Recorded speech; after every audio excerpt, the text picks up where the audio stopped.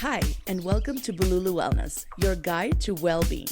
Here, we simplify health with practical and easy-to-use tools to help you live a healthier life.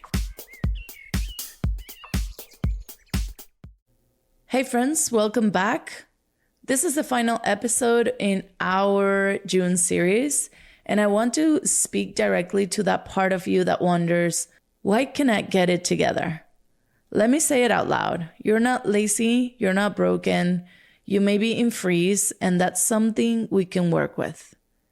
This episode is especially personal for me because when I finally moved to this new city, without the fitness studios, the bus, the classes, the community that I was used to, I realized something big.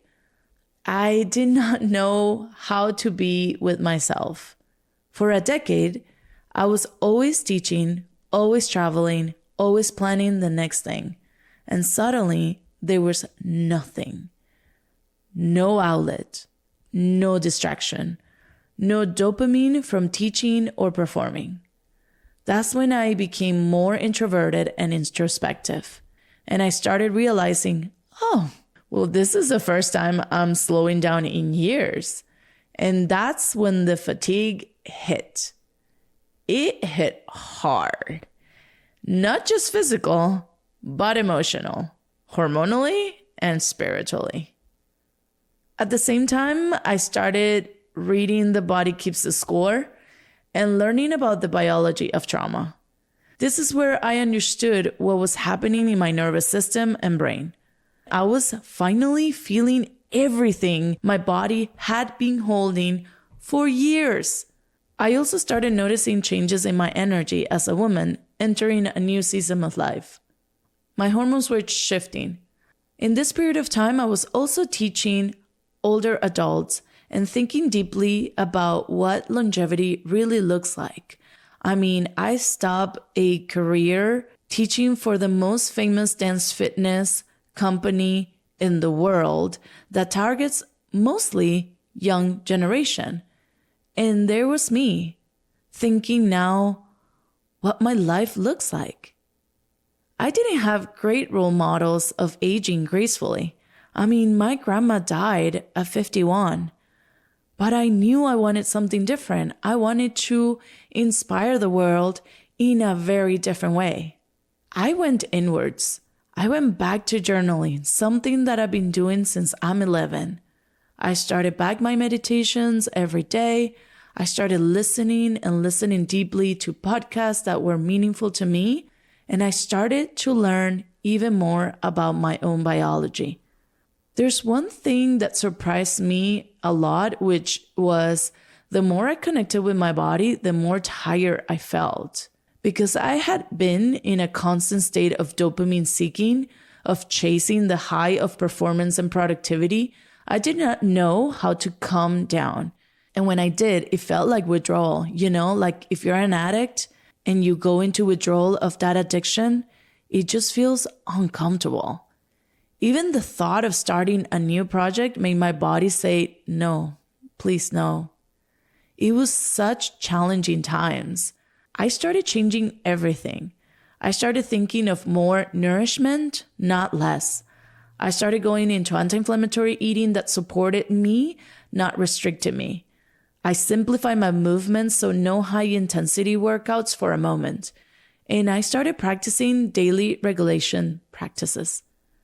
Still, there were days that I couldn't move. I didn't want to move.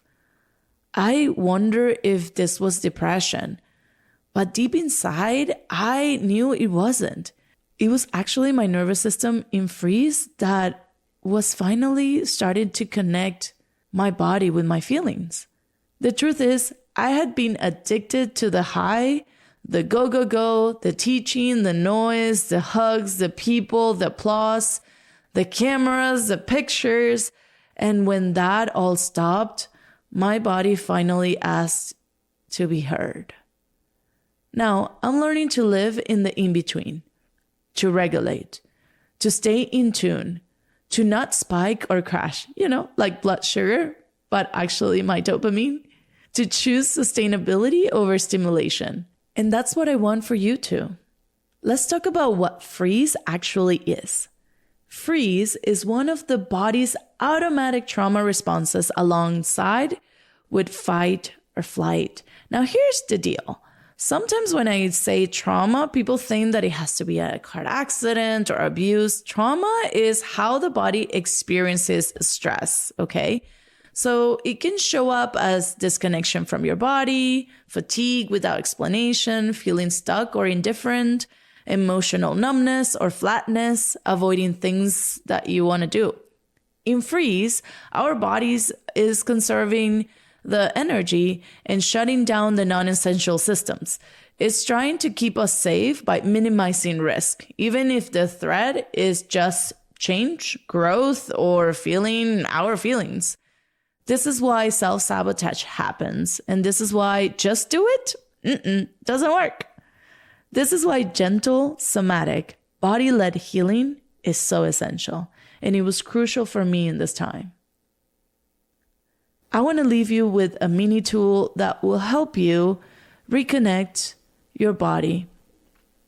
I want you to practice something that is called a reconnection ritual, and we can practice it together. So first, you are going to orient yourself to your space. Look around and name 3 colors that you see, 2 shapes, and 1 sound that you can hear.